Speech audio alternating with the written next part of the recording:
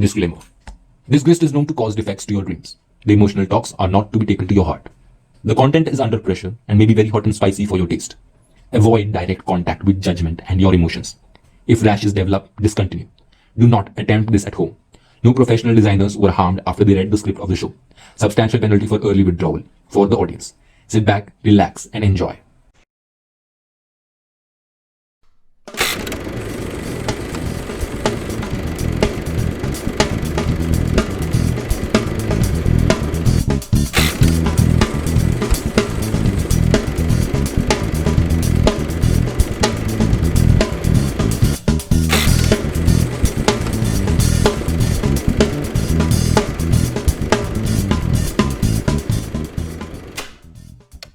Hello everyone, we're about to start with the best show ever. Watch me weep, get burned, slander, season with grist, and still taste great because I can and I will host the show today. My name is Dipansha Singhal and welcome to Aries.com.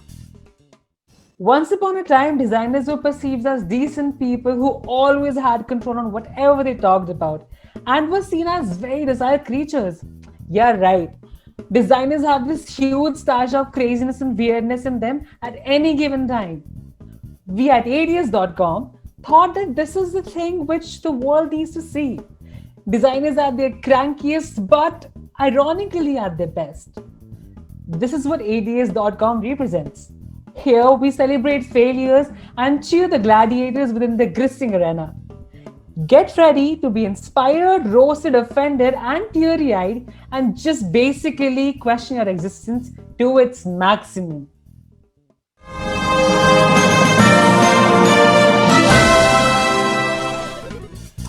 So today with us, we have two amazing speakers, Dhruv Paknikar and Anand Gavre. Dhruv Paknikar is a prolific designer and a global entrepreneur, having corporate presence in India, Europe, Middle East, and the United States. Dhruv runs Dominic's Global, world's best young design company, practicing industrial communication strategy and space design. On the other hand, we have Anand Gavre. Anand Gavre is the head of styling at Escorts Limited. He is a versatile automotive designer, design strategist, and holds diverse experience in nurturing many award-winning styling projects in equipment domain. So before we start with the first segment, I'd like both the speakers to pledge their allegiance to the world of designing. Designing is my passion, All designers are my fraternity, brothers and sisters. and all the great designers and my friends present in the panel with me will get an equal opportunity to tell me that my designs are as good as the art by primary students. I vow to take design seriously and defend thy honor. When someone asks me for a free logo, If someone asks me to clear bugs, I admire them. if someone notices my incomplete portfolio, I will be not offended tonight. I will not trace images to call myself a designer tonight. I will not copy codes to call myself a programmer. I'll try to learn tools beyond the pen tool, I will try to help people as much as I can. but not before getting a commission. Lastly, I pledge My allegiance to the world of designeering, and vow to undertake the journey of self-realization. that we design for the users and Their opinion matters as much. Starting with the first segment of the show, we have lightning talks. Here, the speakers will get to share some of their worst time suffered during the time of jobs or startups. We all know how we learn from our mistakes. So the guests today will be sharing some of their snippets and experiences while growing up steady in the industry. So here we go, starting with the first speaker, Dhruv Paknikar. The stage is all yours. Hello everyone, my name is Dhruv Paknikar and I'm a designer and an entrepreneur. I'm really thankful that Avantika University and ADS.com have come up with a way to express the thoughts behind the failures of anyone, any designer for that matter.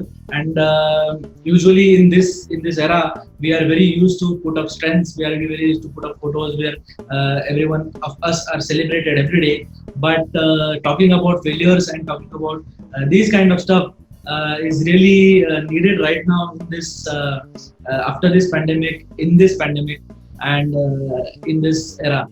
So I'll be talking about a few of my failures right from college life to still now. I'm still making mistakes. I'm learning from them, and I guess that's life. That's how you go ahead with it, and that's how you cope up with things and you educate yourself. First, I was admitted to MIT Institute of Design. I'm an alumni of MIT, and that was the place where I experienced one of my deepest failures. Something which I loved. Form studies was one of the subjects which I loved a lot, and that was one D that I got, one fail subject that I got in my second year. And till then, everything was really fine. Everything was really good. All the grades were great, but that topic led me wondering that really am I capable enough to do stuff, and am I capable enough to envision form and all these things. And eventually, slowly, steadily, I learned a lot about form. I learned a lot of form and space design, and I realized that that is a benchmark. A failure is something that I have to go through to get me geared up, get me boosted up with all these things. And that led me to a bigger opportunity in France in Strat Ecole de Design, where all of the foreign students were there. I was practically in Paris, and I was doing a lot of different designs. But that time, the main thing was the inferiority complex. I call it the reverse discrimination. So we have the typical discrimination about the fair skin, and that we have in our heads. That made me very inferior to these kind of people. And later on, after I worked with them, I exchanged a lot of ideas with them. I worked on groups. I worked solo in that whole ecosystem. And then that was the point when I realized that I was different. I was someone who could do all the things that they could do, living there, being there, and in some aspects I was better than them too. And that led me think about why the inferiority complex was there, and that shouldn't be there. When I came back to India, I started working as a freelancer. There were three partners in the business, three freelancers working together, and we got one project in which we had a handshake deal of like 1,20,000 rupees for 3 months, and that was a huge amount that time. We slayed a lot for 3 months, and then after delivering the project, all we got was a sum of 15,000 rupees, and for 3 months per month per person 5,000 rupees was nothing. And that's when I realized a contract was something which is very, very essential when you work with a company. Choosing the partners was one of the failures that I did.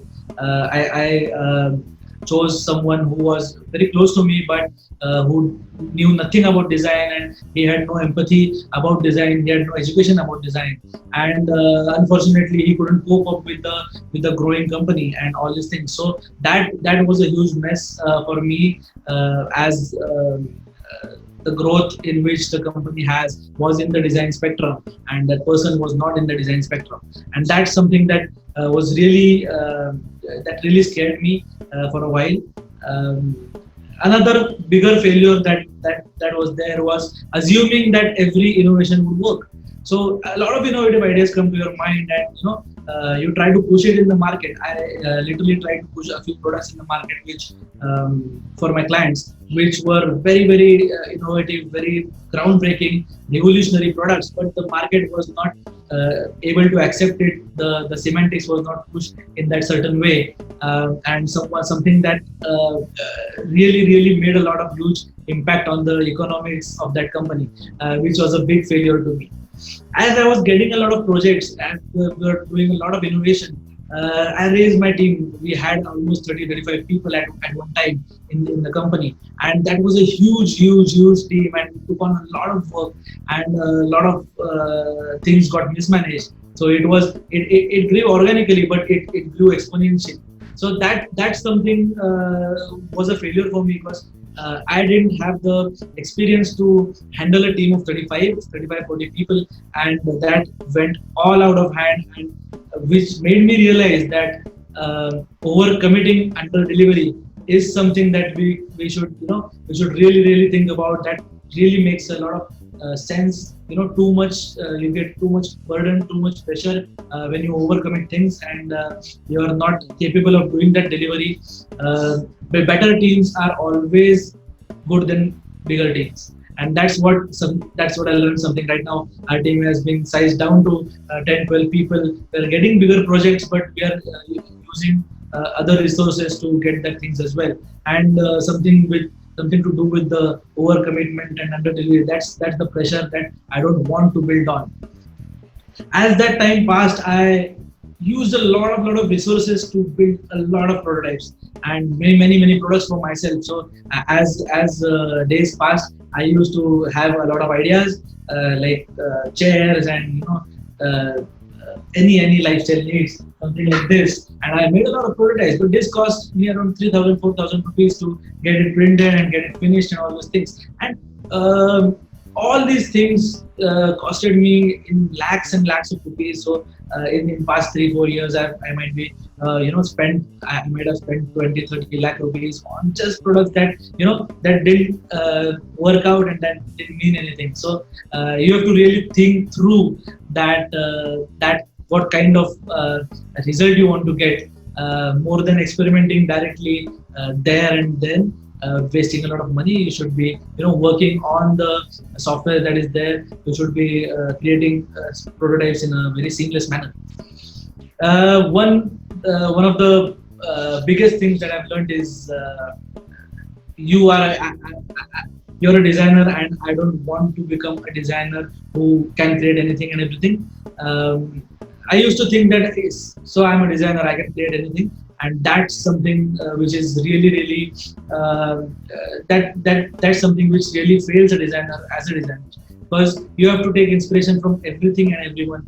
Any input from anyone you get is really necessary when you talk in the terms of design and design thinking. And there is no solo game, there is no solo person. Great products, great experiences are built with great teams, and that's I guess my education that has happened till now. Thank you. Thank you so much, Dhruv, for sharing your inspirational journey with us. I mean, I get it. You make mistakes, you fall, you get up, you grow, you fail. You make mistakes, you get up, you grow, you again fall into the make mistakes, and it just goes on. But let's keep it aside and welcome Anand Gavre to talk about his failures with us. Anand, the stage is all yours. My father always used to say one thing, and I never listened to him. What is it? I told you I never listened to him. I can relate to this meme so well, and there are so many things that not only my father but my brother, my friends, my teachers, mentors, they have told so many interesting and good things. But I obviously have managed to take a few of them and act on only a few of them. So that's the way it is. Since childhood, I used to love watching cartoons and drawing them. I really enjoy watching cartoons even now. So I don't have any inhibitions in terms of enjoying humor and things like that. So I think it's completely fine to be what you are and what you like. So Mickey Mouse is still one of my favorite cartoon characters. Since childhood, I really like to do a lot of things. I was interested in music. I was interested in calligraphy. There was a lot of encouragement in trekking, adventure sports. I did a lot of treks. And what I realized is that we make a mistake sometimes of relating life as this or that. But I think it's all about this, how to manage this as well as that. That and is a very important graphic in our lives. And one interesting quote which I had read somewhere was that the simplest way to learn a skill is to appreciate it, and that is one thing which sometimes we just miss out. Whether it is cooking, whether it is calligraphy, whether it is painting, the moment we appreciate something, I think that opens a door for us to peep in and probably explore things on our own, or maybe with the help of a mentor. So I think that's one of the simplest things to practice for all of us. This is one interesting incident which I remember when we were trying to do a graphic for Pulsar, and we struggled a lot from the computer generated fonts. And one of my seniors at the company, also my friend, he just suggested, why don't you just talk to her? And it took me a few seconds to relate that he's talking about the bike. And when I just sat in front of the bike and took a glass marker and started doing some calligraphy on the tank, that's how the text of Pulsar came about. It was like a very interesting, happy accident, we can say. But that's something like a good learning where you can't really depend on somebody else's creativity to suit your need. There's one more example from my Mahindra days, that when we used to do a clay model, we had to schedule it.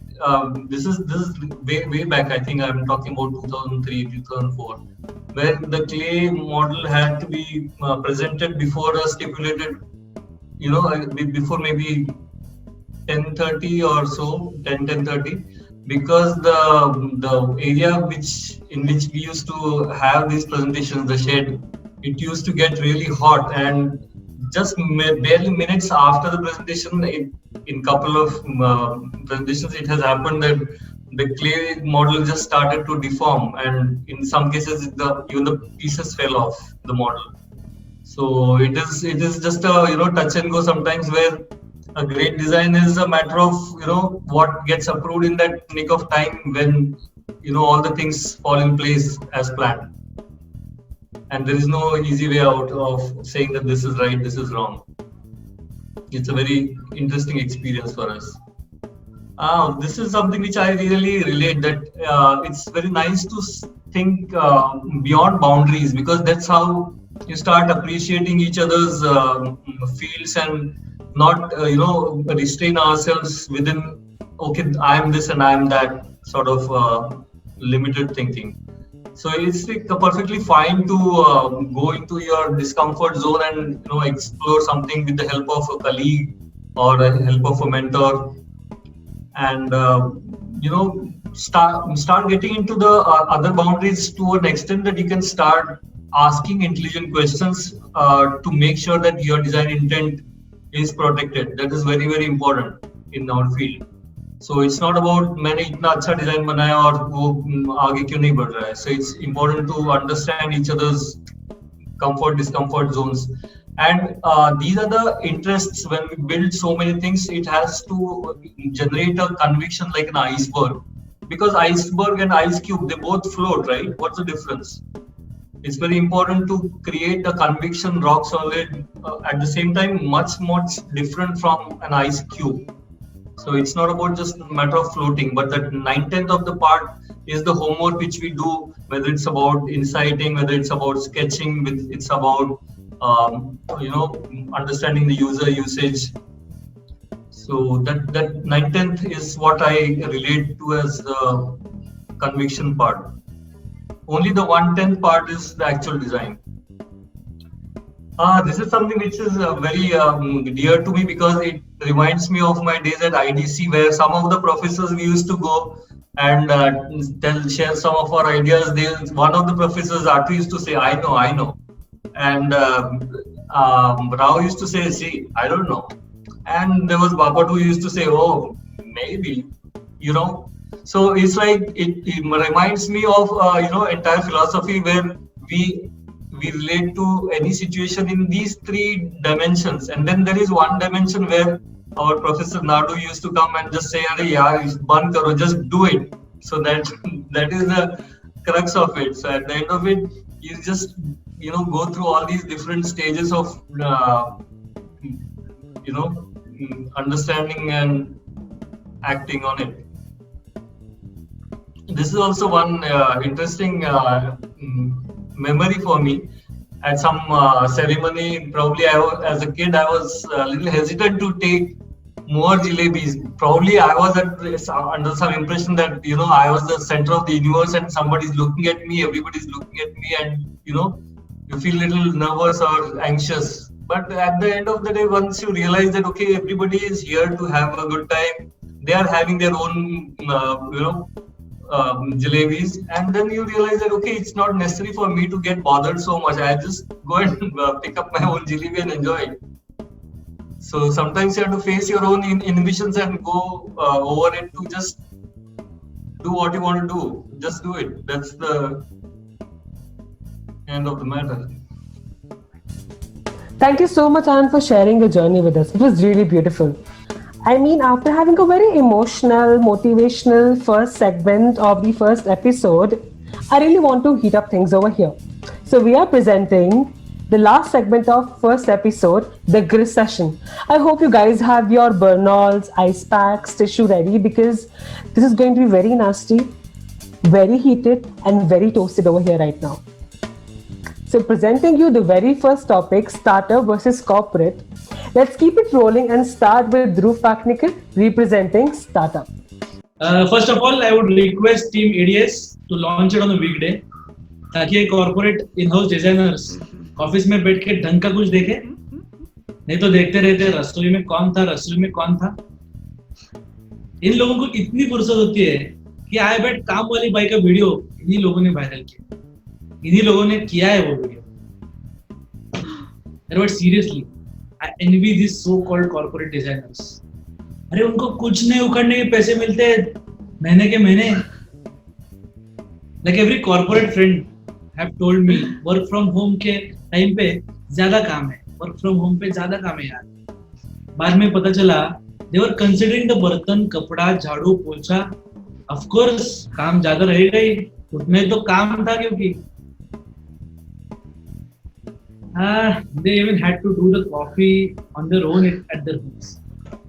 तो इसीलिए वो CCD बंद पड़ गया, तो CCD को heart attack आ गया. True. Coffee break से याद आ गया, the only reason why Nescafe and CCD made billions of dollars in India are due to these people. But yeah, every corporate in-house designers work their asses off on a project for 5, 6, 7 months, and all they achieve is to change the hamburger menu icon of an app of a company which till then has closed down. So, in the Indian corporate segment, 90% of the work is in the UX and UI design. And majority clients are international banks. You know who makes more money than the company or the banks? Post-it. इतने सारे Post-it use करके एक button हिलाते हैं यार. But genuinely, if you ever ask a corporate in-house designers, तो क्या हाल? He'll promptly reply, busy work days. Oh. Which is totally true, by the way.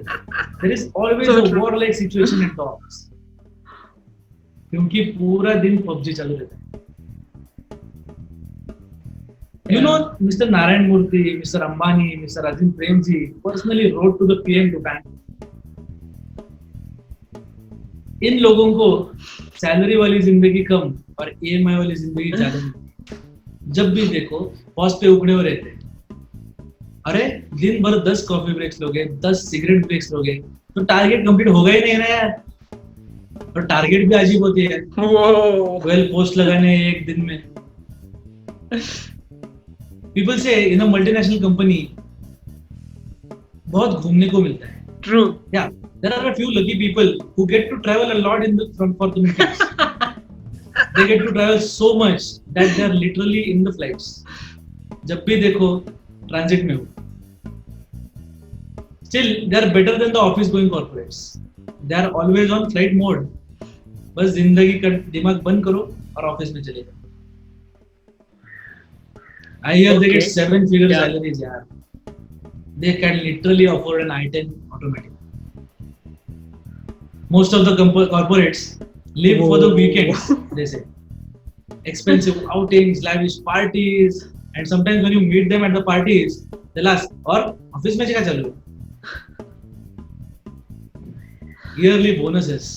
The yearly bonuses are like the arranged marriages, where you get to see the wife directly on the wedding day. लगी तो lottery है, नहीं तो लग गई fans की. But yeah, corporate life is like भगवान का घर. देर है पर अंधेर नहीं. 60 साल तक मेहनत करो, दिसो पीटो, और फिर कंप्लीट करते बैठो. यार जिंदगी भर कुछ किया ही नहीं, कुछ उखड़ा ही नहीं. We had a really heated discussion with you, Dhruv. And let's see what Anand is gonna pull out from his grist box to amaze us. Anand, over to you. Let me be very honest, I still do not know what exactly is a startup. You know, the definition of startup itself is so vague. A 1-month-old company is a startup. A 5-year-old company with a small idea, with a small customer base, is that a startup? If you have a couple of different products, is that a startup? Or maybe a single product company, is that a startup? How small is a startup, and when does it transform into a company, and when does it transform into a corporate? I still have a lot of questions and a lot of doubts about the basic definitions of all these entities. So that is a starting point for me. So whereas in case of a company or a corporate, I think the structure and the organization is little more clear. In case of startup, there is a lot of vagueness in terms of everything. The organization is vague. Who is doing what? The CEO is the manager. He is the designer. He is also the coffee maker. That's more like Startup Got Talent. Yeah. So I think it's a messy world out there, and whereas in corporate, you got a uniform to wear, you got proper clothes to wear. In startup, you can come in shorts and Bermudas and slippers. Sometimes to the office, sometimes to the bathroom, or have your meetings not in the bathroom, but maybe CCD or some other respectable place, Starbucks. And I mean, I can see these guys are really having fun out there, just enjoying life.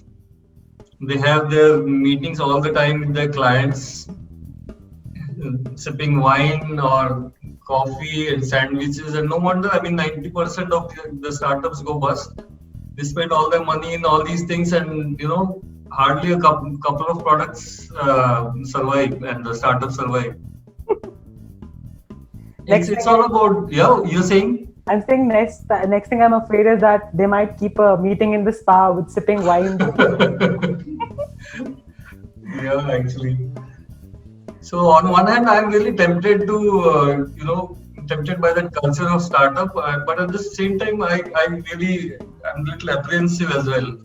So exactly, काम कब करते हैं यार ये लोग? I mean, ठीक है. On one hand, you have so much freedom that nobody really seems to be accountable. कि यार exactly काम कौन कर रहा है?